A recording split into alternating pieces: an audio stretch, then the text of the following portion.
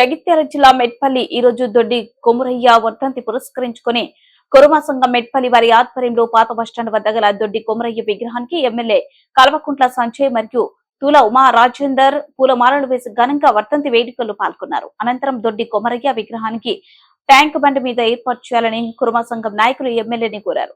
తెలంగాణ పాఠ్య పుస్తకాల్లో ఆయన జీవిత చరిత్ర చేర్చాలని కోరారు.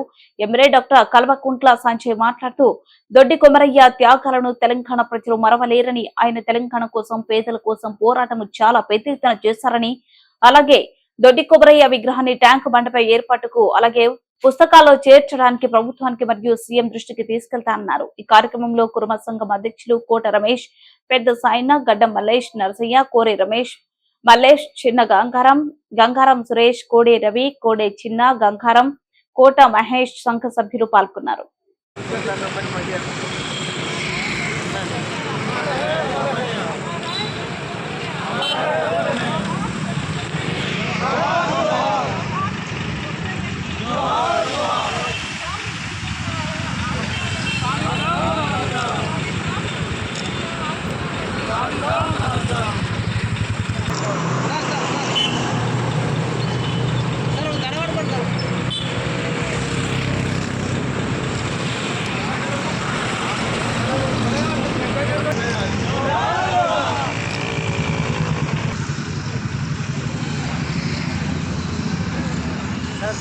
సాయుధ పోరాటంలో అమరవీరుడు దొడ్డి కొమరయ్య గారికి జోహార్ దొడ్డి కొమరయ్య.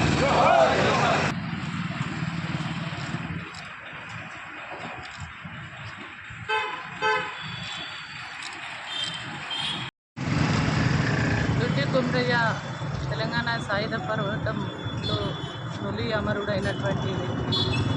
దొడ్డి కొమరయ్య 70 వర్ధంతి సందర్భంగా మెట్పల్లి పట్టణంలో ఆయనకు నివాళులర్పిస్తూ ఇవాళ మేమంతా కూడా ఆ జాతికి సంబంధించిన వాళ్ళు అందరూ కూడా ఆర్గనైజ్ చేసి స్థానిక ఎమ్మెల్యే సంజయ్ గారు మేమంతా కూడా దండ వేసి వారికి నివాళులర్పించడం జరిగింది.